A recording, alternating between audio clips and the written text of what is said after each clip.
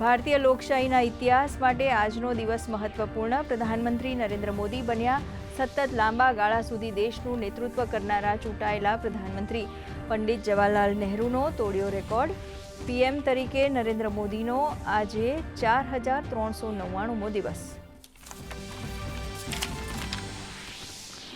પ્રધાનમંત્રી નરેન્દ્ર મોદીના કીર્તિમાન પર દુનિયાભરમાંથી શુભકામનાઓનો ધોધ. પીએમ મોદીની ઉપલબ્ધિના ઉપલક્ષમાં દેશમાં વિશેષ પૂજા પાઠનું આયોજન. સાંજે દિલ્હીમાં એનડીએની મહત્વપૂર્ણ બેઠક.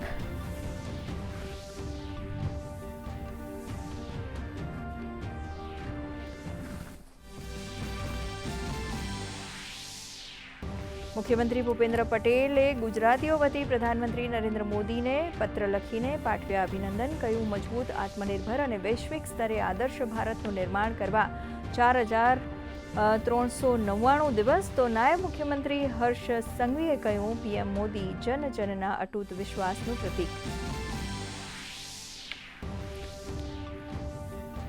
સુશાસનના સફળ 12 વર્ષ નિમિત્તે રાજ્યમાં ભાજપ દ્વારા વિશેષ કાર્યક્રમો, સ્વચ્છતા અભિયાન, વૃક્ષારોપણ અને મહાઆરતી જેવા કાર્યક્રમોનું આયોજન. જનકલ્યાણકારી યોજનાઓને છેવાડાના લોકો સુધી પહોંચાડવાનું લક્ષ્ય.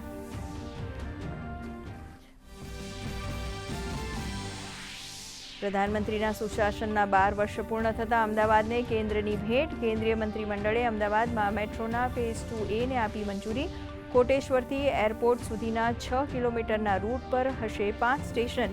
ફેઝ 2A કામ પૂર્ણ થતાં અમદાવાદમાં મેટ્રોનો કુલ વિસ્તાર થશે 77.63 કિલોમીટર. કેન્દ્રીય કેબિનેટે દેશમાં સૌથી લાંબા સમય સુધી ચૂંટાયેલા પ્રધાનમંત્રી તરીકે અવિરત સેવા આપવા બદલ પીએમ મોદીના સન્માનમાં પસાર કર્યો ઐતિહાસિક પ્રસ્તાવ. પ્રસ્તાવ દ્વારા ગરીબ કલ્યાણ, રાષ્ટ્રીય સુરક્ષા અને વિકસિત ભારત 2047ના લક્ષ્યને હાંસલ કરવા માટે તેમના નેતૃત્વની કરાઈ પ્રશંસા. એનડીએ સરકારના 12 વર્ષ પૂર્ણ થતાં ભારત મંડપમ ખાતે મળશે મહત્વની બેઠક. એનડીએ શાસિત તમામ 22 રાજ્યો, કેન્દ્ર શાસિત પ્રદેશોના મુખ્યમંત્રી, નાયબ મુખ્યમંત્રી તથા ગઠબંધનના તમામ ઘટક દળોના નેતાઓ થશે સામેલ. પીએમ મોદીની પ્રશંસા સહિત વિકસિત ભારત માટેના અનેક પ્રસ્તાવ થશે પસાર. અફઘાનિસ્તાન પર પાકિસ્તાનનો હવાઈ હુમલામાં 11 બાળકો સહિત 13 લોકોના મૃત્યુ, 14 મહિલાઓ ઘાયલ. તાલિબાને પાકિસ્તાનની હરકતની કરી નિંદા.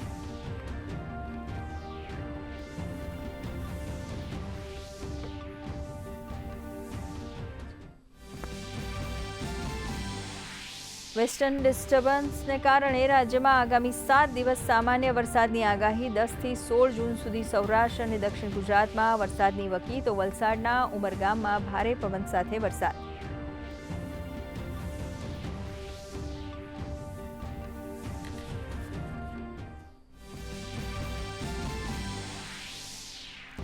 ભારતીય શેર બજારમાં પ્રારંભિક તેજી બાદ પીછેહટ. બીએસસીનો સેન્સેક્સ 4 પોઈન્ટ વધી 73,900. તો નિફ્ટી 23,200 નજીક બંધ. મેટલ મીડિયા શેરોમાં ઘટાડો. તો સોના ચાંદી બજારમાં સામાન્ય ઘટાડો.